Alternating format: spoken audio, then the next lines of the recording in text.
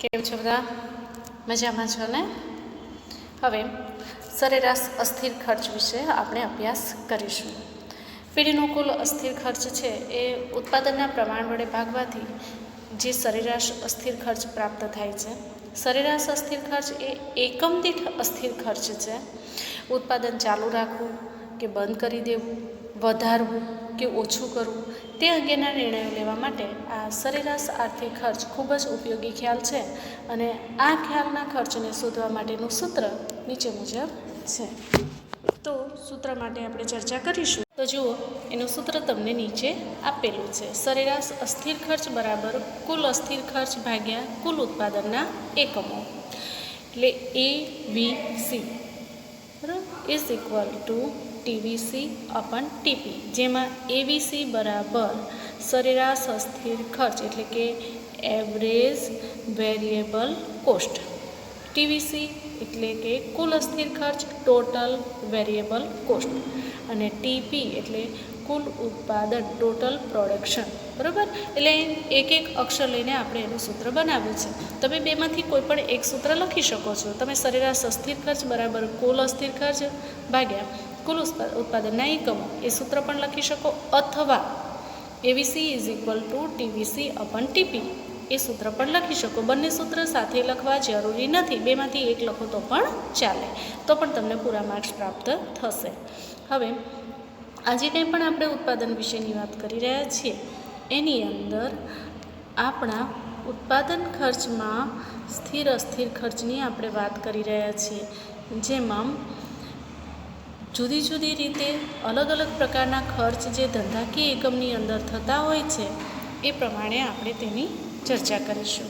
તો એક ઉદાહરણની અંદર આપણે એક એક્ઝામ્પલ આપેલું છે કે ધારો કે પેઢીનું કુલ અસ્થિર ખર્ચ ₹150 છે. એ પેઢી 20 એકમનું ઉત્પાદન કરે છે. તો આ સ્થિતિમાં સરેરાશ અસ્થિર ખર્ચ કેટલો કહેવાય? તો હવે એને સૂત્રમાં મૂકીએ તો સરેરાશ અસ્થિર ખર્ચ બરાબર કુલ અસ્થિર ખર્ચ, તો કુલ અસ્થિર ખર્ચ કેટલો છે? ₹150 ભાગ્યા કુલ ઉત્પાદનની સંખ્યા એટલે કે એકમો. તો ઉત્પાદનની એકમના સંખ્યા છે 20 એકમ, એટલે 150 ભાગ્યા 20 એટલે આપણો જવાબ મળશે ₹75. બરાબર, તો જેમ જેમ ઉત્પાદન વધે છે તેમ તેમ કુલ અસ્થિર ખર્ચ પણ વધે છે. શરૂઆતમાં ઉત્પાદન વધે તો સરેરાશ અસ્થિર ખર્ચ ઘટે છે, પણ ઉત્પાદનમાં વધારો સતત અને સતત ચાલુ રહે, વધુને વધુ એકમોનું આપણે ઉત્પાદન કરતા રહીએ તો સરેરાશ અસ્થિર ખર્ચ જે છે એમાં વધારો થાય છે, વધુ પ્રમાણમાં ખર્ચ થાય છે. ત્યારબાદ ઉત્પાદન વધે તો સરેરાશ અસ્થિર ખર્ચ પણ વધે છે. એટલે કે ઉત્પાદનને શરૂઆતના તબક્કામાં વધારો ઓછો હોય છે, પરંતુ જેમ જેમ ઉત્પાદન વધુને વધુ પ્રમાણમાં કરીએ તેમ તેમ તેમાં વધારો થતો રહે છે. એટલે કે તેને ઉત્પાદનના પ્રમાણ સાથે સંબંધ છે. ઉત્પાદનનું પ્રમાણ વધે તો સરેરાશ અસ્થિર ખર્ચ વધે છે, ઉત્પાદનનું પ્રમાણ ઘટે તો સરેરાશ અસ્થિર ખર્ચ ઘટે છે. અને એટલે જ એમ કહેવાય છે કે આ બાબત અનુસૂચિ અને આકૃતિ પ્રમાણે આપણને દર્શાવેલી છે. તો જુઓ, હવે તમને અહીંયા અનુસૂચિ આપેલી છે. તો અનુસૂચિમાં પહેલું ખાનું છે ઉત્પાદનનું પ્રમાણ, બીજું છે કુલ અસ્થિર ખર્ચ રૂપિયામાં, અને ત્રીજું છે સરેરાશ અસ્થિર ખર્ચ રૂપિયામાં. તો પહેલાં કોલમને આપણે લઈએ તો ઉત્પાદનનું પ્રમાણ આપણને એકમમાં આપેલું છે, એટલે 10 એકમ, 20 એકમ, 30 એકમ, 40 એકમ, 50 એકમ, 60 એકમ અને 70 એકમ. એટલે કે 10 થી 70 એકમ સુધીના જુદા જુદા 10-10ના ગાળામાં તમને એકમના ઉત્પાદિત સંખ્યા આપેલી છે. તો એના પ્રમાણમાં કુલ અસ્થિર ખર્ચ રૂપિયામાં કેટલું થાય એ પણ આપણે અનુસૂચિમાં દર્શાવીએ છીએ.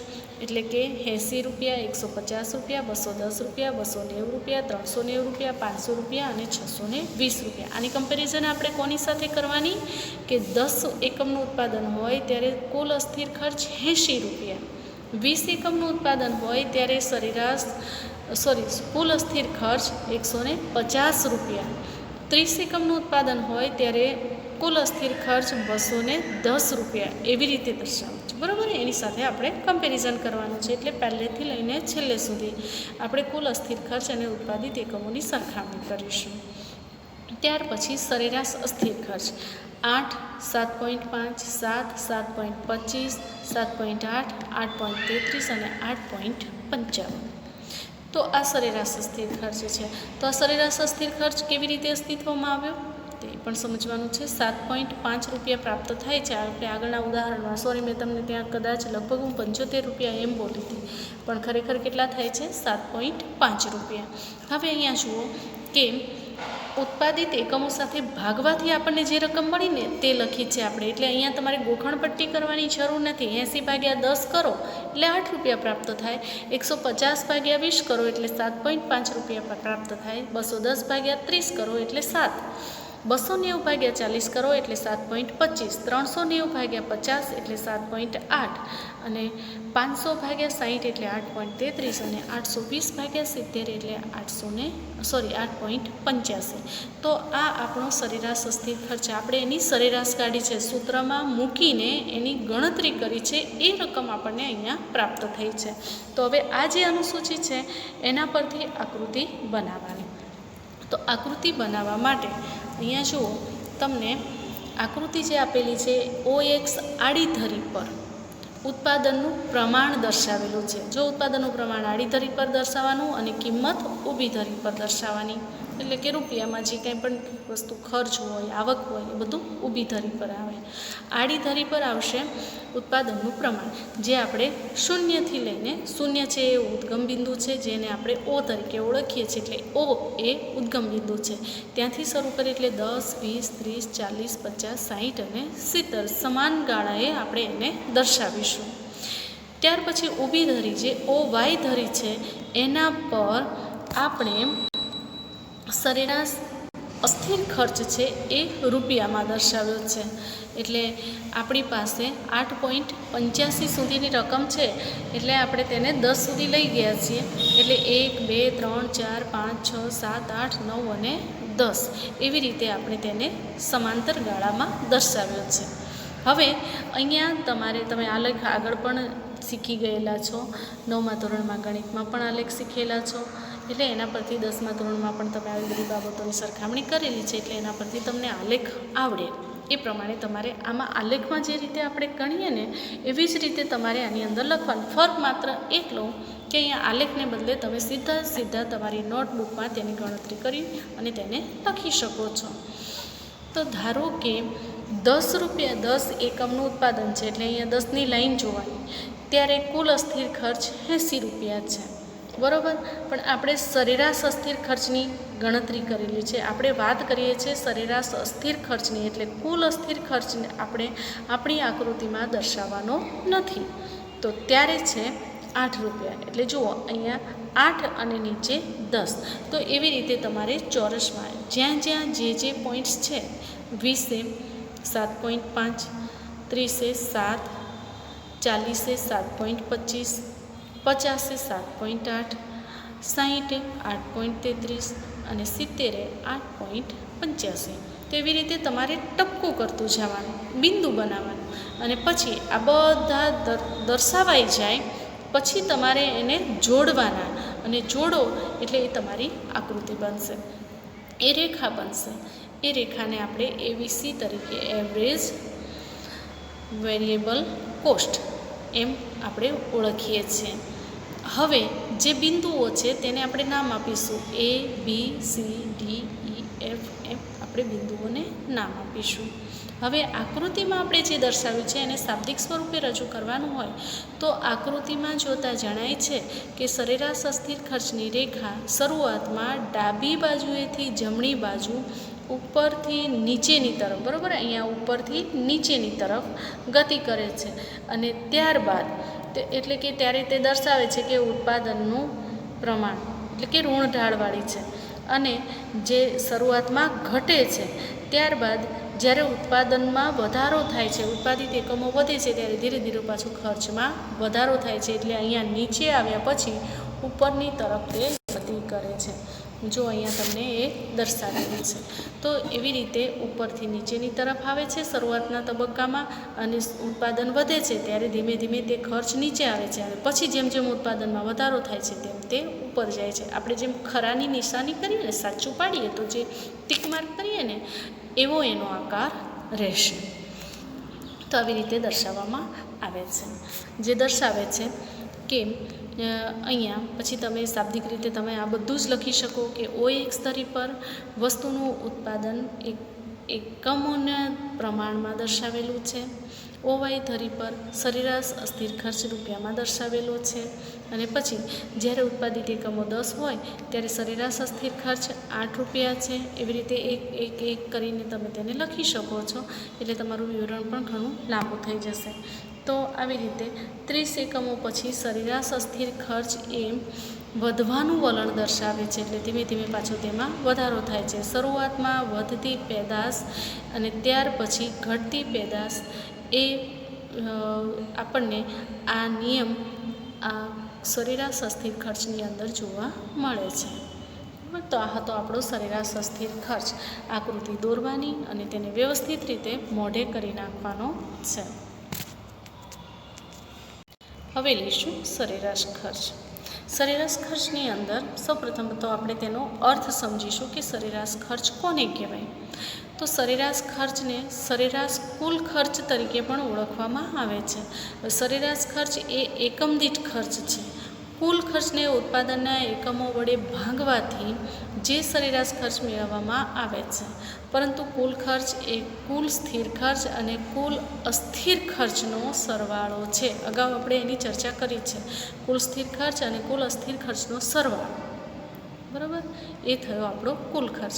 એટલે અહીંયા એનું સૂત્ર શું બનશે? કુલ સ્થિર ખર્ચ વત્તા કુલ અસ્થિર ખર્ચ. એને ઉત્પાદનના એકમો વડે ભાગવાથી આપણને સરેરાશ ખર્ચ પ્રાપ્ત થાય છે. હવે જુઓ, અહીંયા તમને સૂત્ર આપેલું છે, સરેરાશ ખર્ચ બરાબર કુલ ખર્ચ ભાગ્યા કુલ ઉત્પાદન એકમો, અથવા તો સરેરાશ ખર્ચ બરાબર સ્થિર ખર્ચ વત્તા અસ્થિર ખર્ચ ભાગ્યા ઉત્પાદન એકમો, કુલ જેટલા ઉત્પાદિત એકમો હોય તે. જેમાં એસી એટલે કે average cost is equal to TC એટલે ટોટલ કોસ્ટ અપન ટીપી એટલે ટોટલ પ્રોડક્શન, બરાબર. આવી રીતે આપણે એને દર્શાવીએ છીએ. હવે ઉદાહરણમાં તમને અનુસૂચિ આપેલી છે, તો એ અનુસૂચિને પહેલાં સમજવાનો પ્રયત્ન કરીશું. અનુસૂચિ તમે તૈયાર કરી નાખશો તો બાકીની વસ્તુઓ તમારા માટે બહુ ઇઝી બની જશે. તમારે ગોખણપટ્ટી નહીં કરવી પડે, વ્યવસ્થિત રીતે તમે યાદ રાખીને તેને લખી શકશો. તો ઉત્પાદનનું પ્રમાણ એટલે કે પી, જેને આપણે કહીએ છીએ, તે એકમમાં દર્શાવ્યું છે. એટલે આગળના ઉદાહરણમાં આપણે 10, 20, 30, 40 એમ એકમો લીધા હતા. અહીંયા આપણે સિંગલ એકમ લઈએ છીએ, 1, 2, 3, 4, 5, 6 અને 7, બરાબર. ત્યાં 10 થી 70 હતા, એના બદલે અહીંયા આપણે 1 થી 7 લખ્યા છે. તમે 10 થી 70 પણ લખી શકો છો. એ લખો તો અહીંયા ખર્ચમાં પાછો તમારે ફેરફાર કરવાનો રહેશે. હવે એક એકમનું ઉત્પાદન થાય ત્યારે કુલ ખર્ચ 9 રૂપિયા, 2 એકમ થાય ત્યારે 16, 3 એકમે 21, 4 એકમે 28, 5 એકમે 40, 6 એકમે 54 અને 7 એકમે 70.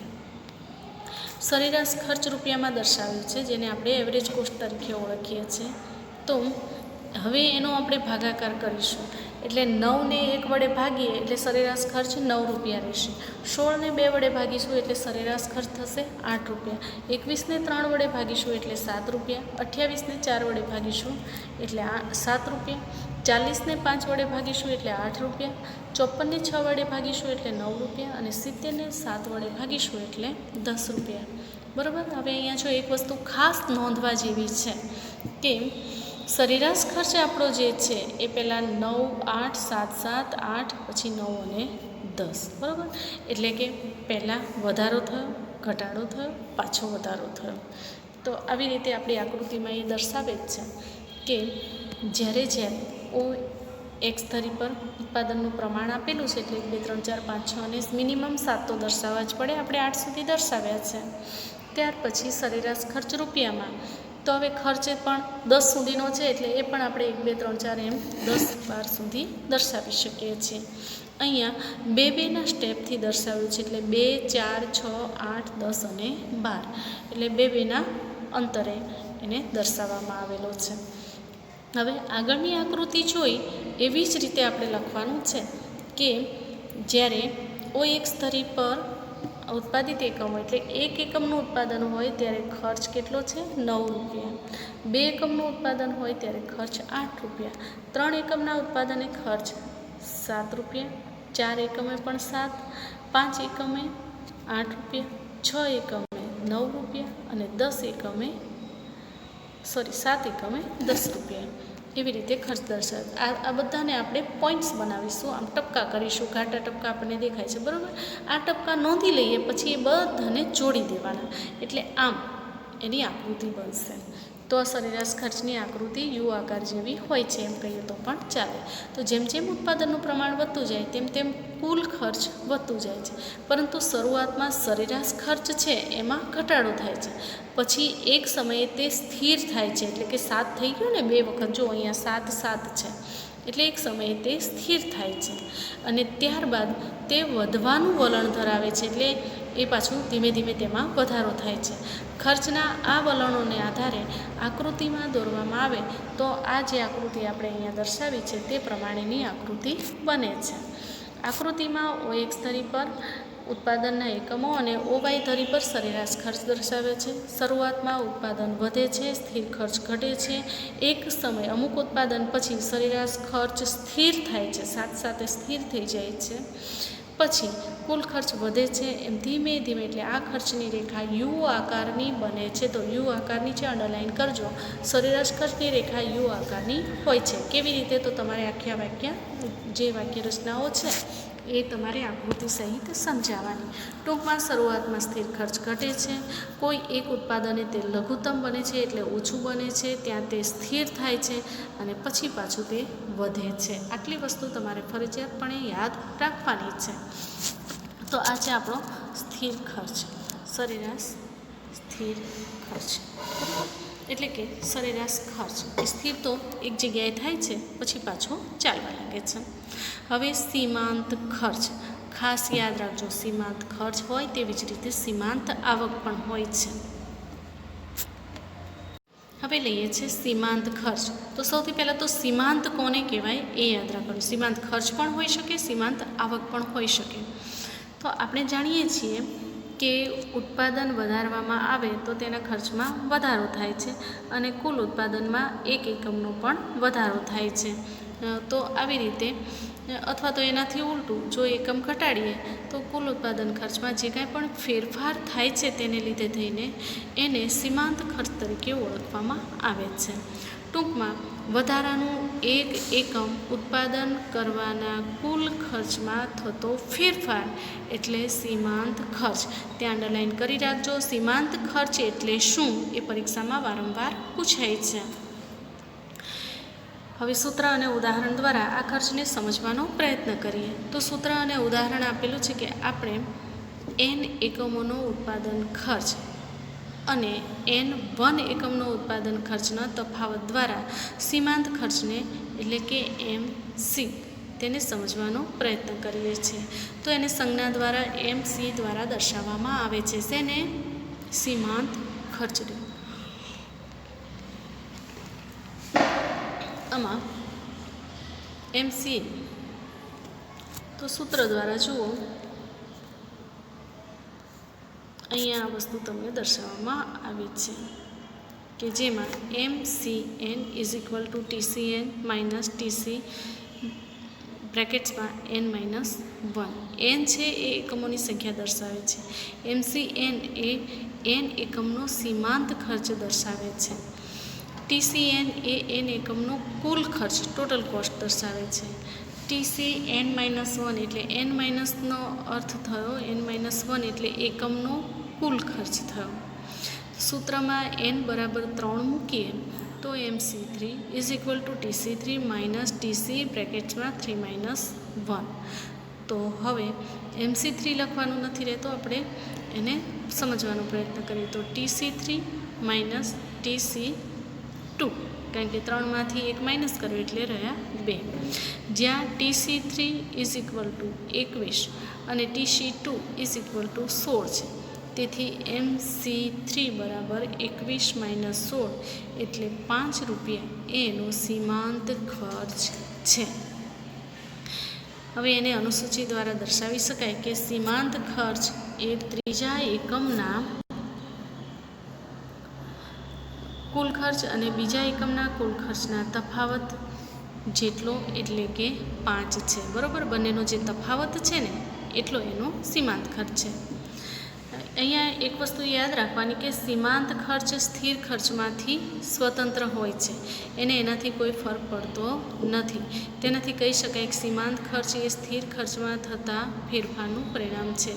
જ્યારે ઉત્પાદન n એકમો પરથી ઘટીને n-1 એકમો થાય છે ત્યારે કુલ અસ્થિર ખર્ચમાં થતા વધારો એટલે સીમાંત ખર્ચ હોય છે. સીમાંત ખર્ચ ઉત્પાદનમાં ફેરફાર થવાથી કુલ ખર્ચમાં થતા ફેરફાર બરાબર થાય છે, એટલે એનો જે તફાવત હોય છે તે. અહીંયા તમને અનુસૂચિ આપેલી છે કે ઉત્પાદનનું પ્રમાણ એકમોની અંદર દર્શાવેલું છે, એટલે 1, 2, 3, 4, 5, 6 અને 7 એકમનું ઉત્પાદન છે. કુલ ખર્ચ એટલે કે ટોટલ કોસ્ટ 9, 16, 21, 28, 24, 24, અને 70. સીમાંત ખર્ચ જે છે એ હવે એકમો વડે ભાગીએ એટલે 9 ને 9 વડે ભાગીએ તો 9, 16 ને 2 વડે 7, 21 ને 3 વડે માઇનસ કરીએ છીએ આપણે, એટલે 16માંથી 9 માઇનસ કરીએ એટલે 7, 21માંથી 16 માઇનસ કરીએ એટલે 5, 28માંથી 21 માઇનસ કરીએ એટલે 7, 40માંથી 28 માઇનસ કરીએ એટલે 12, 54માંથી 40 માઇનસ કરીએ એટલે 14, અને 70માંથી 54 માઇનસ કરીએ એટલે 16. તો આવી રીતે ઉત્પાદિત એકમોની અંદર વસ્તુ દર્શાવવામાં આવે છે. હવે અનુસૂચિ પરથી આપણે એને સમજવાનો પ્રયત્ન કરશું. તો અનુસૂચિમાં દર્શાવ્યા મુજબ ત્રીજા એકમ સુધી ઉત્પાદન વધતા સીમાંત ખર્ચ ઘટે છે. જો ત્રીજા એકમ સુધી 9, 7, 5 એમ થયો, બરાબર, તો ત્યારે તેમાં ઘટાડો થાય છે. ત્રીજા એકમે સીમાંત ખર્ચ લઘુત્તમ થાય છે, એટલે સૌથી ઓછામાં ઓછો 5 રૂપિયા થાય છે. અને પછી પાછા જેમ જેમ એકમોના ઉત્પાદનમાં વધારો થાય છે તેમ તેમ ખર્ચમાં વધારો થાય છે, એટલે 5માંથી પાછા 7, 12, 14, 16 એમ થાય છે. તો આપણે જોઈ શકીએ છીએ. હવે આ વસ્તુને આપણે આકૃતિ દ્વારા સમજવાનો પ્રયત્ન કરીએ. તો આકૃતિમાં દર્શાવ્યા પ્રમાણે OX ધરી પર ઉત્પાદનનું પ્રમાણ એટલે 1 થી 8 એકમો દર્શાવેલા છે. એની ઊભી ધરી એટલે OY ધરી પર સીમાંત ખર્ચ દર્શાવેલો છે. સીમાંત ખર્ચ એટલે 18 સુધી છે, એટલે આપણે 2ના ડિફરન્સથી 2, 4, 6, 8, 10, 12, 14, 16 અને 18 એવી રીતે દર્શાવીએ છીએ. આ જે છે સીમાંત ખર્ચ એટલે મિનિમમ કોસ્ટ. તો આ જે છે એને આપણે MC તરીકે ઓળખીએ છીએ. એ રેખાને આપણે MC નામ આપીએ છીએ. પણ એક એકમ હોય ત્યારે 7 રૂપિયા એટલે 7 પર ટપકું, 9 રૂપિયા સોરી એટલે 9 પર, પછી 2 એકમે 7, 3 એકમે 5, 4 એકમે 7 એવી રીતે એમ દર્શાવે. તો જો આકૃતિ તમને આમ લહેર ખાતી હોય તેવી રીતે દર્શાવાશે, બરાબર. એક સરખી આકૃતિ નહીં બને. યુ આકાર જેવી પણ નથી, ટીક માર્ક જેવી પણ નથી. વધે છે, ઘટે છે, પણ ઘટવા વધવાનું પ્રમાણ પણ અનઇવન છે, એક સરખું નથી. તો આ સીમાંત ખર્ચની રેખા છે. આ બધા બિંદુને આપણે જોડી દઈએ એટલે એ બધા બિંદુને આપણે A, B, C, D, E, F, G એમ નામ આપીશું, અને રેખાને શું નામ આપીશું? MC, એટલે કે સીમાંત ખર્ચની રેખા. બેમાંથી એક દર્શાવો તો પણ ચાલે. આ સીમાંત ખર્ચની રેખા છે એને આકૃતિમાં દર્શાવ્યા પ્રમાણે શાબ્દિક રીતે આપણે એને રજૂ કરીએ તો આકૃતિમાં દર્શાવ્યા મુજબ કુલ સરેરાશ ખર્ચની જેમ જ શરૂઆતમાં સીમાંત ખર્ચ ઘટે છે, એટલે 9માંથી 5, 7 અને 5 એમ થાય છે, એટલે શરૂઆતમાં ઘટે છે. પરંતુ અમુક સમય બાદ તેમાં વધારો થાય છે, 5થી વધીને 7 થાય છે. કારણ કે ઉત્પાદન વધતા આરંભમાં કુલ અસ્થિર ખર્ચ ઘટતા દરે વધે છે, અને અમુક બિંદુ પછી સતત તેમાં વધારો થાય છે. તેથી શરૂઆતમાં ઉત્પાદન વધતા સીમાંત ખર્ચ ઘટે છે, અમુક બિંદુ પછી તે વધે છે. આકૃતિમાં સીમાંત ખર્ચની રેખા હોકી સ્ટીક જેવી, બરાબર, આમ હોકી સ્ટીક જેવી આકારની હોય છે. ત્યાં નિશાની કરજો. જો અહીંયા તમને હોકી સ્ટીકનું નિશાન પણ આપેલું છે. તો આવા આકારની હોય છે. ત્રીજા એકમ સુધી સીમાંત ખર્ચ ઘટે છે, તેથી સીમાંત ખર્ચની રેખા ઋણ ઢાળવાળી છે તેમ પણ કહી શકાય. ત્રીજા એકમ બાદ ઉત્પાદન વધે તો સીમાંત ખર્ચ વધે છે, પરિણામે સીમાંત ખર્ચની રેખા ત્યાર પછી ધન ઢાળવાળી બને છે. શરૂઆતમાં ઋણ ઢાળવાળી હોય છે અને ત્યારબાદ તે ધન ઢાળવાળી બને છે. તો આવી રીતે તમારે બધા જ ખર્ચ વ્યવસ્થિત રીતે નોટના પેજમાં આકૃતિ દોરવાની છે, એને મોઢે કરવાની છે. એક ખાલી અનુસૂચિ તમે તૈયાર કરશો ને તેનો અર્થ એના પરથી વિવરણ તમને ઓટોમેટિકલી આવડી જશે, યાદ રહી જશે, બહુ આસાનીથી સરળતાથી યાદ રહી જશે. તો મેં તમને જેટલા ખર્ચ આજે કરાવ્યા એ બધાય તમારે બે વખત તમારી નોટબુકમાં ડ્રો કરવાના છે અને લખવાના છે.